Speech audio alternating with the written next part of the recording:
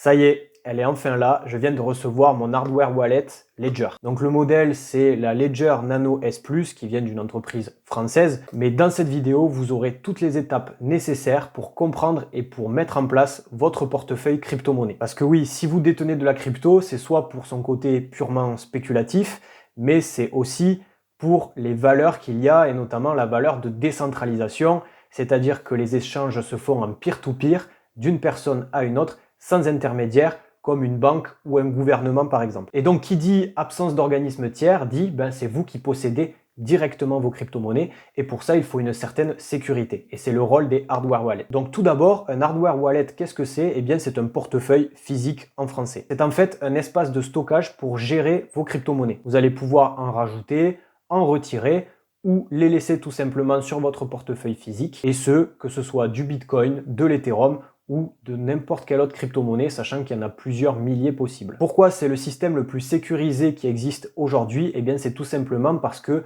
la clé privée, c'est-à-dire la clé qui permet d'accéder à votre portefeuille et de valider ou non des transactions, elle est stockée de manière hors ligne. Cette Ledger là, ou n'importe quel autre type de wallet, ça peut être SafePal par exemple, c'est sous la forme d'une clé USB. Mais en aucun cas, vous configurez votre wallet directement sur Internet. Du coup, c'est clairement la meilleure solution parmi les deux autres qui existent et qui vous permettent aussi de stocker entre guillemets et de gérer des crypto-monnaies.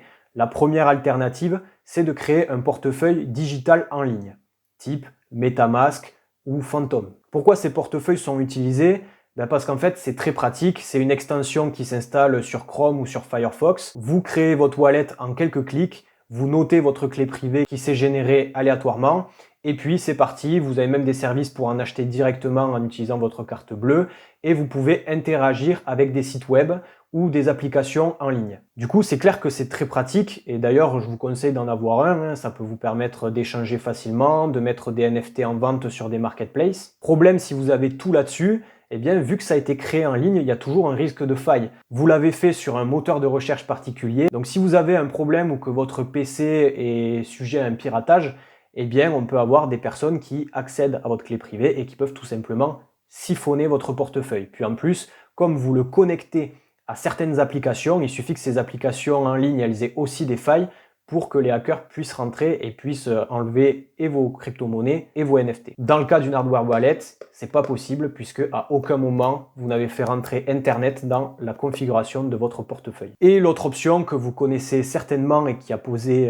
beaucoup de problèmes en 2022, ce sont les exchanges. Les exchanges, ce sont des plateformes en ligne qui sont très pratiques et très faciles d'utilisation et qui vous permettent, une fois la création d'un compte et présentation de certaines pièces d'identité, de pouvoir échanger, acheter, vendre de la crypto-monnaie, de suivre des actifs. Vous avez même des outils de trading en place, des outils de formation si vous voulez en savoir plus sur les crypto-monnaies et sur la blockchain. Enfin voilà, c'est vraiment un outil tout en un qui est assez pratique et qui est très utilisé par les personnes qui débutent en crypto parce que très intuitif. D'un point de vue sécurité, c'est pas mal aussi parce que vous pouvez activer la double identification. Donc même si des personnes peuvent accéder à votre mot de passe ou à vos identifiants, ils vont avoir quand même quelques problématiques à accéder à votre compte sur une plateforme d'exchange. Donc il y a par exemple crypto.com, Binance et j'en passe. Et le famoso FTX qui a fait faillite. Et donc là, je vous ai un petit peu spoilé, mais il y a deux problèmes avec les exchanges. Le premier, c'est qu'il faut oublier la décentralisation. En fait, c'est un intermédiaire, un exchange. C'est-à-dire que quand vous achetez du Bitcoin sur Crypto.com ou sur Binance, eh bien en fait, la société Crypto.com a une créance envers vous. C'est-à-dire elle ne stocke pas réellement un Bitcoin dans sa société, c'est juste qu'elle vous doit un Bitcoin si vous décidez de le retirer. C'est comme une banque en fait, c'est comme une banque pour la finance traditionnelle. Quand vous avez de l'argent en banque ou que vous recevez votre salaire sur votre compte courant, il n'y a pas vraiment de l'argent qui transite, tout est digital et c'est juste la banque qui s'engage à vous devoir cet argent si jamais vous décidez de le retirer un jour. Mais cet argent, il n'existe pas vraiment. Et donc, s'il y a un problème à un moment donné, c'est-à-dire que la société décide de geler les fonds ou alors elle est en difficulté financière, c'est ce qui s'est passé avec FTX, et bien tout simplement, cet argent et cette crypto-monnaie, elle est perdue. Et l'objectif de départ, qui était un peu ce goût de la décentralisation et de vraiment posséder ses actifs, eh bien, si vous passez par des exchanges, on repart sur de la centralisation et vous n'êtes pas vraiment propriétaire de votre crypto-monnaie. Et c'est la fameuse phrase « Not your keys ».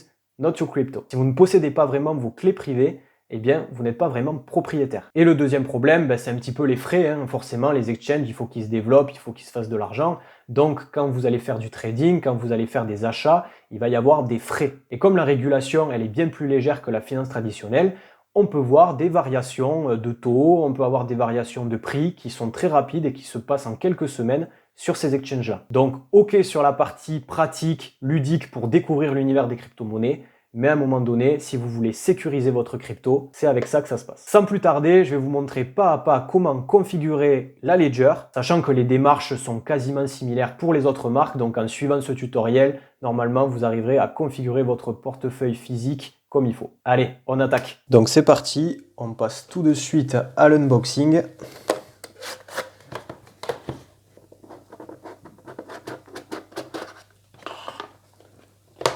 Hop. Donc voilà le portefeuille physique Ledger, assez sympa honnêtement, la finition elle est assez propre. Ensuite là vous avez l'URL pour pouvoir commencer à mettre en place et à programmer votre Ledger. Un petit livret. Du coup comme indiqué sur cette enveloppe, vous allez avoir les petits papiers pour pouvoir rentrer et écrire votre phrase secrète de récupération. Donc on voit qu'il y en a 3 exemplaires. Et quand vous ouvrez dedans, voilà, vous avez les 24 mots qui vont vous être donnés quand vous allez configurer votre Ledger. On va voir ça juste après. Et en fait, vous allez les écrire à la main et garder ça bien précieusement parce que si vous perdez votre clé Ledger ou que vous voulez la récupérer à un autre endroit, eh bien on va vous demander de rentrer cette liste des 24 mots. Pourquoi il y en a plusieurs? Tout simplement que si vous avez un exemplaire dans votre portefeuille et que vous perdez votre portefeuille ou que vous l'avez dans votre maison et que votre maison elle prend feu, et bien avec ces autres exemplaires là, vous pouvez par exemple le donner à une personne de confiance qui habite ailleurs et du coup ne pas perdre votre clé privée. Parce que si vous avez de la crypto dessus et que vous n'avez plus votre phrase de récupération, considérez que ça va être très très compliqué pour récupérer vos bitcoins ou vos autres crypto-monnaies. Et ensuite, hop, on a des petits stickers en blanc, on les voit pas trop, hop, et en noir. Donc voilà, si vous voulez afficher à tout le monde que vous avez une Ledger, vous pouvez le faire. Très corpo. Et là, le petit livret pour pouvoir commencer à programmer votre Ledger. Il faut savoir que c'est quand même assez facile et assez intuitif. L'objectif, c'est de le rendre accessible au plus de monde possible. Donc voilà. Donc la première étape, comme j'ai pu vous le mentionner, c'est d'aller sur ledger.com/start. Ensuite, vous téléchargez et vous ouvrez l'application Ledger Live. Donc vous pouvez le faire soit sur votre PC, soit sur votre smartphone. Attention tout de même si vous faites le choix du smartphone parce que vous avez un seul câble dans la Ledger Nano S Plus, à voir vous, suivant votre modèle, si c'est une autre marque, à voir s'il y a de la connectique avec. Mais votre connectique, c'est de l'USB classique avec de l'USB-C. L'entrée de la Ledger ici, c'est de l'USB-C. Et avec ça, vous pouvez le connecter à votre ordinateur s'il y a un port USB classique. Par contre, si vous voulez le connecter à un téléphone, et c'est ce que j'ai choisi de faire, il va vous falloir, dans le cas par exemple de mon téléphone, une autre entrée USB-C. Une connectique USB-C, USB-C, ça ce n'est pas compris dans la boîte. Donc vous pouvez l'acheter aussi sur Ledger. Ça coûte 15 balles je crois pour avoir trois câbles. Celui-ci et USB-C, USB-C et un autre. Bon honnêtement je pense que vous pouvez trouver un peu moins cher sur d'autres marketplaces. Ou alors quand vous achetez le téléphone, moi ça a été le cas avec mon Samsung. J'avais avec une connectique USB-C, USB-C. Donc normalement ça devrait fonctionner. Même s'il n'y a pas marqué Ledger dessus. Hop, une fois que c'est téléchargé, vous le lancez. Et ensuite, on vous dit tout simplement de suivre les différentes étapes pour configurer votre Ledger. Avez-vous un Ledger? Oui. Configurer. On va vous demander le modèle et le temps que ça prend. Donc c'est en 10 minutes, vous voyez, c'est quand même assez rapide. J'ai une Ledger Nano S Plus. Donc ça c'est pareil, vous voyez, si vous aviez déjà une Ledger qui a été configurée, vous pouvez la retrouver et la resynchroniser avec l'application ici. Et sinon, vous mettez sur configurer un nouveau nano. On vous explique le principe de clé privée avec les 24 mots secrets. Et l'avantage, encore une fois, c'est de rester hors ligne, c'est-à-dire que cette clé privée, elle ne se retrouve jamais sur une plateforme ou quelque chose où on vous demande de le rentrer avec une connexion Internet. Et c'est parti. Donc il faut prendre le temps et de bien s'équiper d'un stylo pour pouvoir noter votre phrase secrète de récupération. Hop, alors, d'abord, on va allumer l'appareil en le connectant au port USB du smartphone, ou alors ça pouvait être sur votre ordinateur sans aucun souci. J'ai un câble qui fait 3 mètres de long, mais c'est pas grave, ça devrait fonctionner quand même. Suivez les instructions à l'écran. Donc là, j'ai un message de bienvenue. On me dit de presser. Vous avez en fait juste 2 boutons pour naviguer. C'est très simple sur cette clé Ledger. Les boutons droite et gauche pour naviguer dans le menu. Et nous, on va devoir aller sur Setup as New Device. On y est, Setup as New Device, et on presse les 2 boutons pour validation. On vous demande d'abord de choisir un code PIN de 4 à 8 chiffres.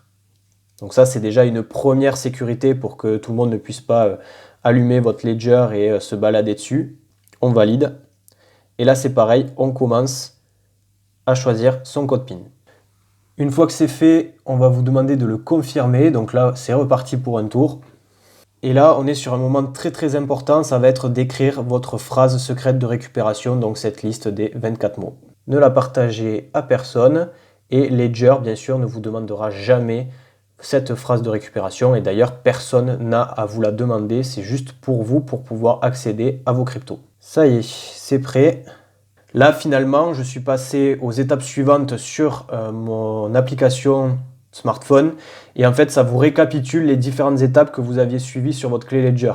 Donc en fait j'aurais dû le faire en même temps, c'est-à-dire en même temps que j'avançais sur ma Ledger, j'aurais dû passer les étapes ici. Donc là on vous disait de configurer le code PIN, de bien noter votre phrase de récupération. L'avantage c'est que là vous avez une explication un peu plus complète que sur la clé, et en plus elle est en français, donc si jamais ça peut aider à la compréhension. Maintenant du coup moi je vais passer toutes les étapes. Voilà. On vous propose même des petits quiz pour voir si vous avez bien compris le principe d'une wallet physique. Donc maintenant, connectez votre nano. C'est parti. Il la détecte correctement.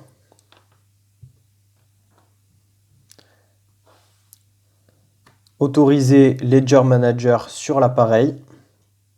Donc là, vous pouvez accepter ou refuser. Donc moi, j'accepte.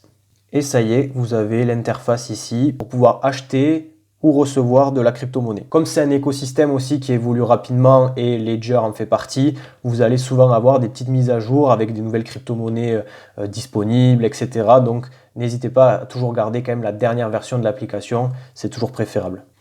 Donc voilà, ça vous met également à jour la clé. Donc ça y est, là on a une Ledger à jour. Et puis là, vous avez les différentes crypto-monnaies. Vous pouvez suivre le marché aussi en temps réel. Donc vous avez le prix du Bitcoin, de l'Ethereum sur les dernières 24 heures. Vous avez les applications partenaires de Ledger si vous voulez accéder à d'autres fonctionnalités. Mais le plus dur est fait, ça y est, vous avez votre clé qui est configurée. Maintenant, la question que certainement vous allez vous poser, c'est ok, c'est bien, j'ai configuré, mais maintenant comment je mets du Bitcoin ou de l'Ethereum par exemple sur ma clé pour les garder en sécurité? Eh bien c'est très simple. Là vous allez sur par exemple acheter. Je souhaite acheter du Bitcoin. Ça va télécharger l'application nécessaire sur votre clé pour pouvoir acheter justement cette crypto-monnaie. Ça y est, on a l'application Bitcoin sur l'appareil. Ça vous met bien ici sur le téléphone que actuellement vous possédez 0 Bitcoin. Vos Bitcoins, donc soit acheter, soit recevoir. Ensuite, ça vous met « Je souhaite acheter du Bitcoin », vous pouvez changer votre crypto. Donc par exemple, moi je vais rester sur Bitcoin et je veux que ça soit mis sur mon compte « Continuer ». Et là, vous avez des partenaires de Ledger, donc MoonPay, Coinify, BTC Direct, où en fait vous allez pouvoir payer directement avec votre carte bancaire. Donc si vous choisissez MoonPay par exemple, ça va vous rediriger dessus. Et puis c'est parti, vous commandez, donc vous disiez je veux dépenser 300 USD ou 300 euros par exemple de Bitcoin. Vous allez recevoir tant de Bitcoin en équivalent, vous continuez, et puis c'est bon, ça devrait s'afficher dans votre clé Ledger. Maintenant, l'autre option, c'est de les vendre. Donc ça, pareil, ça va vous dire je souhaite vendre du Bitcoin et sur ce compte-là, bon là, ça n'a pas trop d'intérêt parce qu'il n'y en a pas. Continuez. Et puis, en fait, Coinify propose de vous donner de l'euro ou du dollar en échange de votre crypto-monnaie. Voilà, vous voyez que l'application Bitcoin a bien été installée sur votre appareil. Vous pouvez faire pareil avec d'autres cryptos et d'autres applications. Vous pouvez également recevoir du Bitcoin. Ça, c'est quelque chose qui est très intéressant, notamment si vous avez déjà de la crypto-monnaie sur des exchanges ou des wallets en ligne, comme je l'ai précisé en début de vidéo, MetaMask, Phantom, etc., que vous voulez transférer pour sécuriser vos crypto-actifs sur votre ledger. Eh bien, il faut aller dans recevoir. Je veux recevoir donc bien sur mon compte Bitcoin. Voilà, et donc là vous avez deux possibilités, soit vous scannez le QR code pour directement recevoir des bitcoins d'un exchange ou de votre wallet vers la Ledger, ou alors vous copiez-collez l'adresse publique de votre clé Ledger pour l'application Bitcoin. Et donc par exemple, si vous êtes sur l'application Crypto.com, que vous avez du Bitcoin sur l'application, que vous dites je souhaite envoyer mes Bitcoins vers un autre portefeuille, il va vous demander ok, scanne-moi le QR code du portefeuille vers lequel tu veux que j'envoie, ou donne-moi l'adresse publique du portefeuille, vous le rentrez, vous faites sur envoyer et donc là vos actifs vont bien arriver sur votre clé Ledger et normalement ça devrait ensuite derrière s'afficher sur vos cryptos actifs ici. Donc là on voit les répartitions, je vais ajouter également de l'Ethereum, je vais ajouter du Solana et donc après vous pouvez voir quel pourcentage de votre portefeuille est occupé par quelle crypto-monnaie.